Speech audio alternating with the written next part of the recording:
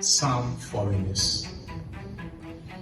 We've got reports from individuals, some financial institutions, and well-meaning Ghanaians that some foreigners in the past few weeks have been scanning around our registration centers to ostensibly get access onto our citizen register. As we speak, we have been able to convict one who is serving 8 months jail term. We have 13 more cases under active investigation. Just last week, we went to the Dansoman Circuit Court with about 7 Nigerians who attempted to register for the citizens card. God willing, on 6th August, that is Wednesday, we are reappearing with them, and we are hopeful we will get conviction and convict these guys to prison. All the convictions, after they are done serving their terms, they will be deported to their home countries. Tomorrow, Tuesday, we are going to the Medina Circuit Court to also prosecute some foreign nationals who attempted to register for the Ghana card.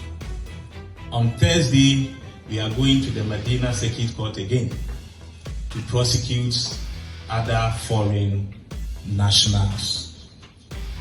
Let me take this opportunity to warn our Ghanaian brothers who are aiding and abetting these foreigners to get the citizens card illegally.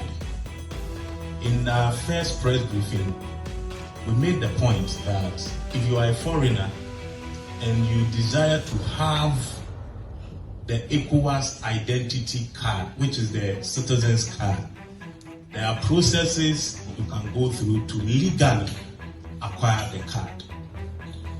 Anything aside the legal procedures to acquire the card is illegal. And so those Ghanaians who are vouching for these foreign nationals to acquire the citizens card, we are coming for you.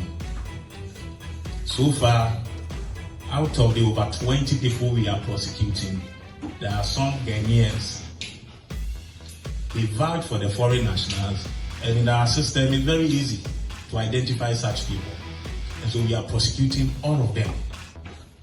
These operations underscore the growing threat of cybercrime and the importance of coordinated action across law enforcement and cybersecurity agencies.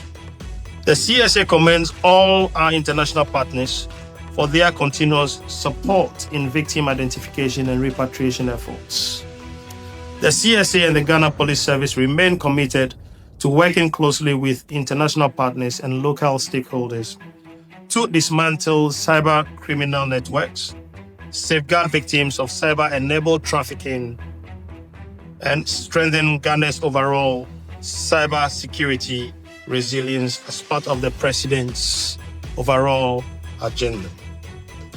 The CSA calls on the public to remain vigilant, to report suspicious online activities to the authorities' 24-hour POC hotline 292, either by text or a direct call.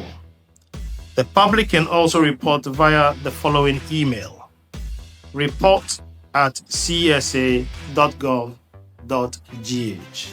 report@csa.gov.gh. Thank you.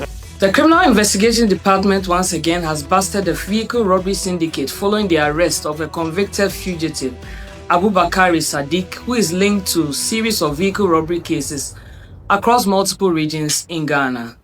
The suspect and his accomplices operated under the guise of being members of a non-governmental organization or religious group. Their modus was to approach car rental companies and drivers pretending to rent their vehicles for missionary work in parts of northern Ghana, only to rob them of their vehicles mid-journey, often in remote locations in the northern region. In notice, In February 2023, police had information that suspect Abubakar Sadiq had been arrested by police in Burkina Faso, but he escaped custody before extradition could be completed. On 28 July 2025, Abubakar Sadiq was finally arrested in Accra through a joint operation involving the CID's anti-armed robbery unit and the national security. He is now in police custody and assisting with investigation. Members of the public, particularly car rental operators and victims of similar incidents, to report to the CID headquarters to assist with investigations. CID has also chalked success in our investigation into a robbery incident involving a taxi driver, Mr. Vic Martin Obing, which took place on 1st January 2025.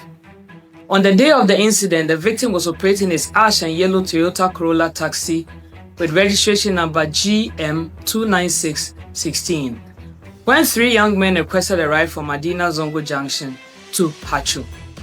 While approaching the ICGC church area in Hacho, the suspects attacked him inside the vehicle. They covered his face with a shirt, tied him up, and forced him to lie on the floor on the back seats. The suspects then took control of the vehicle and robbed him of his daily sales, a mobile phone, and 13,000 Ghana cedis in mobile money before abandoning him near Westland. Following receipt of the complaint, a team of investigators visited the scene and deployed intelligence-led operations to track the suspects. On 30th July 2025, acting on intelligence, police arrested suspect Vincent Betoglo at the Accra Mall. A search conducted on him revealed the complainant's stolen mobile phone alongside 3 other mobile phones. Upon interrogation, the suspect claimed he purchased the phones at Kwame Nkrumah Circle, but failed to assist police in tracing the alleged seller. Further investigations revealed that suspect Vincent Betoglo is an ex-convict who was convicted in 2011 by the Cocoa Affairs Court 1 and sentenced to 40 years imprisonment. He was, however, released in 2023 after a successful appeal. Police investigations are ongoing and efforts are being intensified to arrest the other suspects involved. The CID administration has stepped up efforts to fight vehicle crime by working in close collaboration with other national agencies, including the Customs Division of the Ghana Revenue Authority and international partners like the Interpol, Digipol, and the FBI to share intelligence on vehicles stolen abroad and imported into the country, as well as transnational organized criminal groups involved in the stolen motor vehicle trade and related crimes like money laundering, insurance fraud, identity theft, visa card fraud, among other transnational crimes. This effective collaboration has resulted in the recovery of 43 vehicles stolen from abroad and brought into the country between January and July 2025.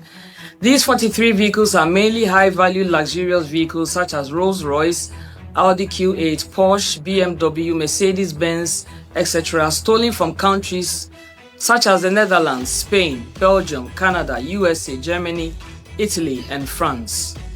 Out of the 43 vehicles that have been impounded, investigations have been completed and the courts have ordered that 18 of them should be repatriated back to the countries of origin. 8 have already been repatriated while 10 are pending repatriation. Cases on the remaining 25 are still pending in courts. It is important to note that for every vehicle that is impounded, thorough investigations are carried out and the importers are given the opportunity to provide proof of ownership of purchase of the vehicles from the countries of origin. It is sad to note that in almost all the cases mentioned above, those who clear the vehicles in Ghana are unable to provide proof of ownership or purchase of the vehicles from the country of origin prior to their importation into Ghana.